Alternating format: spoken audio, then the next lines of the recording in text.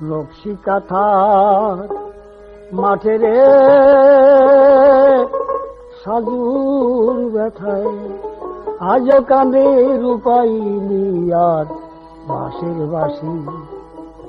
নকশি কাঁথার মাঠে রে সাজুর ব্যথায় আজ কাঁদে রূপাইনি আর বাঁশের বাঁশি। তাদের আশার বাসা ভেঙে গেছে রে, অত বুঝাইনি ভালোবাসা বাসি সাজুর ব্যথায় আজও কান্দি রূপাইনি আসা যাওয়া, জীবন খোঁজে চাওয়া পাওয়া। প্রতিদিনের রোজ নাম চায় গ্রাম বাংলার ছবির পাতা উল্টালেই আমাদের চোখে পড়ে পল্লী কবি জসিম উদ্দিনের বিখ্যাত কাব্যগ্রন্থ নকশি কাঁথার মাঠ। বন্ধুর বাড়ি আমার বাড়ি, মধ্যে ক্ষীর নদী। জানি আল্ট্রা মডার্ন কংক্রিটের জঙ্গল থেকে এই শহর ছেড়ে আরো অনেক দূরে গ্রাম বাংলার মিঠো পথ ধরে ঘুরে আসার ইচ্ছেটা এখন প্রবল হয়ে উঠছে। কি তাই তো?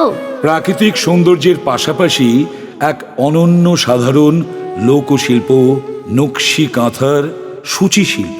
কাঁথা শিল্পকে যিনি তার লেখনীতে রূপ দিয়েছেন, পশ্চিমবঙ্গ, ভারত তথা বাংলাদেশ ও পৃথিবীর বিভিন্ন প্রান্তে এই শিল্পকে সমাদৃত করেছেন, তিনি হলেন যুগশ্রেষ্ঠ অমর পল্লী কবি জসিম উদ্দিন।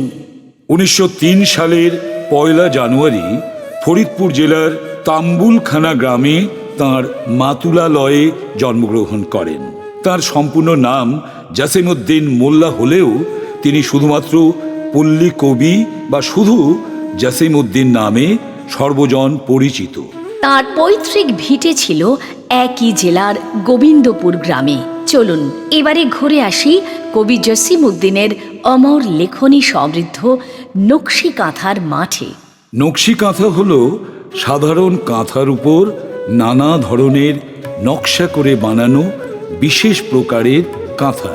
আর এই কাঁথা শিল্পেই সেজে উঠেছে আমাদের মাতৃমণ্ডপ। পল্লী কবি জসিম উদ্দিনের অমর কাব্য অবলম্বনে আমাদের শারদ ভাবনা, অমর গল্প গাথা হাজার হাজার বছরের ভারতীয় সংস্কৃতির, বিশেষত বাংলার সংস্কৃতি ও ঐতিহ্যের একটি লুপ্তপ্রায় অবিচ্ছেদ্য অঙ্গ হল নকশি কাঁথা। এটি একটি লোকশিল্প। পুরাতন কাপড়ের পাড় থেকে সুতো তুলে অথবা তাঁতিদের থেকে লাল, নীল, হলুদ, সবুজ প্রভৃতি সুতো কিনে এনে কাপড় সেলাই করা হয়। সাধারণ কাঁথা সেলাইয়ের পর এর ওপর মনের মাধুরী মিশিয়ে ফুটিয়ে তোলা হয় বিভিন্ন নকশা, যার মধ্যে থাকে ফুল, লতা, পাতা ইত্যাদি। পল্লী কবি জসিম উদ্দিনের একটি বিখ্যাত কাব্যগ্রন্থ নকশি কাঁথার মাঠ।